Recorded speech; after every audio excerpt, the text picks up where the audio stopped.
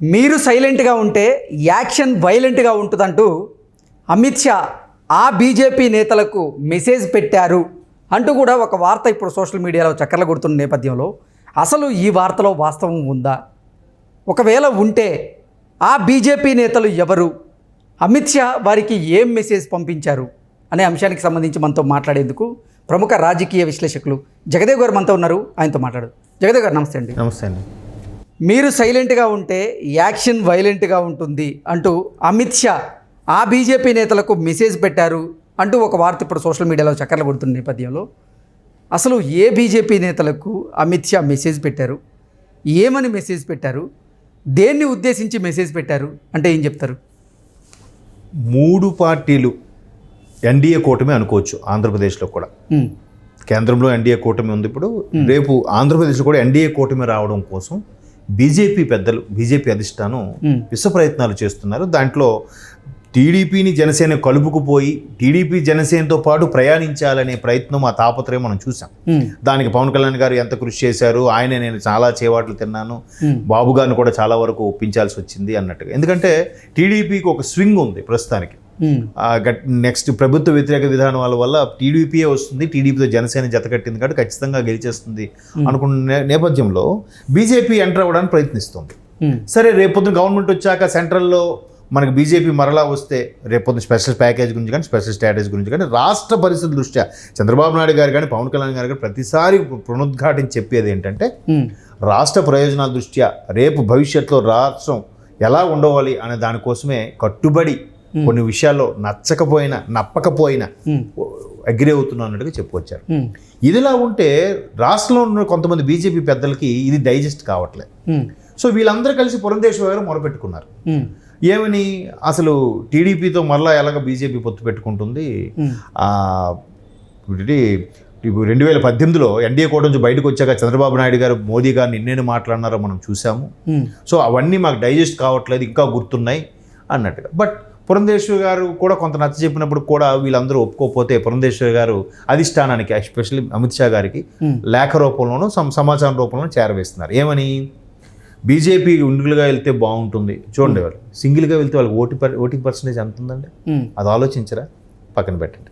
ఎందుకంటే ఎగ్జాంపుల్ చెప్తున్నా, మొన్న మాధవీలత గారు అనే సినిమా హీరోయిన్, ఆవిడ నచ్చావులే అని కొన్ని సినిమా రవిబాబు గారు, ఆవిడ ఇంటర్వ్యూ కూడా నేను చూస్తే అంతా బాగుంది కానీ మోదీ గారిని బాబు గారు గతంలో విమర్శించడం నాకు ఇంకా గుర్తుంది, నాకు అది డైజెస్ట్ అవ్వట్లేదని ఆవిడ ఇంటర్వ్యూలో నేను చూశాను. అంటే ఇటువంటి అభిప్రాయం చాలామంది బీజేపీ నాయకులకు ఉంది. సో ఇవన్నీ కూడా పురంధేశ్వర్ గారు చెప్పుకోలేరు. ఏమని చెప్పారు, ఒకటి ఇట్లా బాబు గారు దుయ్యబట్టారని, గతంలో అయిపోయింది, గతం మళ్ళీ ఇవన్నీ తవ్వుతున్నారు ఎందుకు? అంటే అవన్నీ బీజేపీ అగ్రనేతలకు తెలియకుండానే పొత్తు పెట్టుకున్నారా? ఎగ్జాక్ట్లీ, నేను అదే అడిగాను. ఇప్పుడు అవన్నీ తెలియకుండానేనా?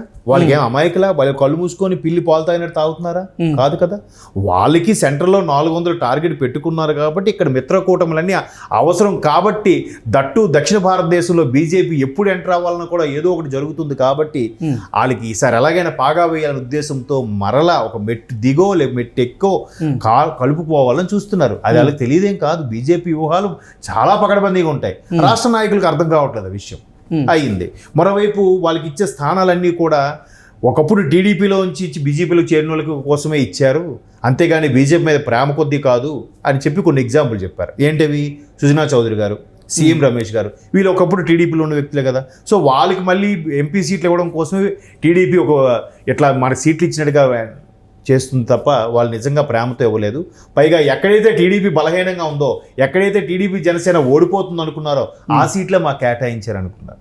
అలా కేటాయించాలనుకుంటే మీకు ఎంత ఓటింగ్ పర్సంటేజ్ ఉంది? పవన్ కళ్యాణ్ గారు ఒక మెట్టు దిగి 2 లోక్సభ స్థానాలకు పోటీ చేయడం ఏంటి? 3 అనుకున్నది 24 సీట్లకి 21 పరిమితం అవడం ఏంటి?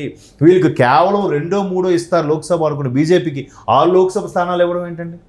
అవసరం కూడా టీడీపీ పోటీ చేయదా? టీడీపీ జనసేన సమన్వయ కమిటీలో ఇంకా రెబల్స్ ఎంతమంది ఉన్నారు? వాళ్ళకి ఇస్తే వాళ్ళకి చేయరా? అంటే ఇవన్నీ ఎందుకు ఆలోచించట్లేదు? ఇవన్నీ బీజేపీ పెద్దలకు తెలీదా? తెలిసినా కూడా వీళ్ళేదో అందుకు వీళ్ళందరూ ఇలాగా ఎగురుతూ ఉంటే ఒక్కసారిగా అమిత్ షా గారు లాంటి వ్యక్తులు చిన్న మేట నొక్కారు.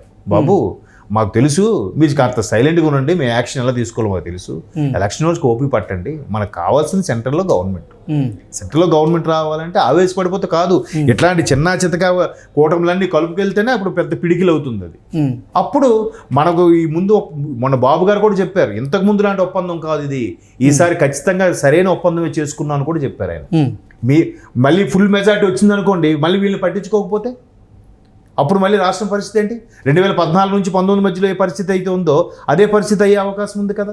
అందుకే ఈసారి బాబు గారు కూడా మనకు స్టేట్మెంట్ ఇచ్చారు, ఈసారి పకడ్బందీగానే పొత్తులు భాగంగా పెట్టుకున్నాము, మీకేంటి మాకేంటి, రేపు పొద్దున గవర్నమెంట్ వచ్చాక రాష్ట్ర ప్రభుత్వ పరిస్థితి ఏంటి అనే దాని మీద క్లారిటీతోనే చేరాము అన్నట్టుగా కూడా చెప్పారు. ఓకే, ఇంతకీ అసలు అమిత్ షా గారు వార్నింగ్ ఇచ్చినటువంటి, లేదంటే అమిత్ షా గారు మెసేజ్ పెట్టినటువంటి ఆ భారతీయ జనతా పార్టీ నేతలు ఎవరంటే ఏం చెప్తారు? పర్టికులర్గా చెప్పుకోవాల్సిన నాయకులు ఉన్నారు, కానీ పెద్ద స్థాయి అంటే వాళ్ళు బాగా గతంలో బీజేపీ తరపున ఎంపీగాను లేదా బీజేపీ తరపున మంత్రిగా చేసిన వాళ్ళు ఎవరు లేరు. 2014లో 2 సీట్లు గెలుచుకుంది, ఆ 2 సీట్లకి మంత్రి పదవులు ఇచ్చారు. తర్వాత పేర్లు అనవసరం, వాళ్ళు మొన్నటి వరకు కాంగ్రెస్లో 2014 ముందు కాంగ్రెస్లో ఉన్న వ్యక్తులే బీజేపీలోకి వచ్చారు. తర్వాత బీజేపీ రాష్ట్ర అధ్యక్షులుగా కూడా చేశారు ఆ కాంగ్రెస్ వ్యక్తి, మీకు ఇప్పటికే అర్థమై ఉంటుంది. తర్వాత ఇంకో రాయలసీమకు చెందిన వ్యక్తి కూడా ఉన్నారు, ఆయన కూడా కాంగ్రెస్లో ఇంతకుముందు చేసి బీజేపీలోకి వచ్చారు. ఆప్షన్ లేక ఇప్పుడు కాంగ్రెస్ ఎలాగా తుడిచిపెట్టిపోయింది కాబట్టి ఆంధ్రప్రదేశ్లో. సో ఇక్కడ పర్టికులర్గా మళ్ళీ కనబడుతుంది ఎవరు? పురంధరేశ్వరి గారు ఎక్కడ ఈ విషయంలో కామెంట్ చేయట్లేదు, తోలనాడట్లేదు, జాగ్రత్తగా వెళ్తున్నారు. ఆవిడ ఎంతసేపు వైసీపీ విధానాల మీద లేఖలు రాయడం, వైసీపీ విధానాల మీద అధిష్టాన్ని కంప్లైంట్ చేస్తున్నారు తప్ప టీడీపీ ఎలాగా అయింది, టీడీపీ మనకి ఎలా చేసిందని ఎక్కడ చెప్పలేదు.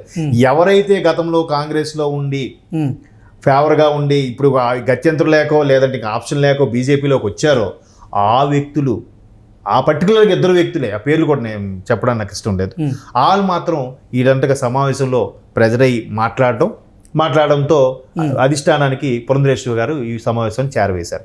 ఇట్లా అంటే అప్పుడు బాబు మీరు అన్నట్టే వాళ్ళకి అమిత్ షా గారు సెంట్రల్ ఇంటెలిజెన్స్తో పాటు రాష్ట్ర ఇంటెలిజెన్స్తో పాటు అందరితో సీక్రెట్గా అన్నీ ఎంక్వైరీలు చేయించుకొని ఎలా ఉంటుంది పరిస్థితి అనుకున్న తర్వాతనే ఫైనల్గా పొత్తు అంశం డిక్లేర్ చేశారు. అంతవరకు డిక్లేర్ చేయలే, డిసెంబర్ నుంచి చేపిస్తున్నారు ఆయన.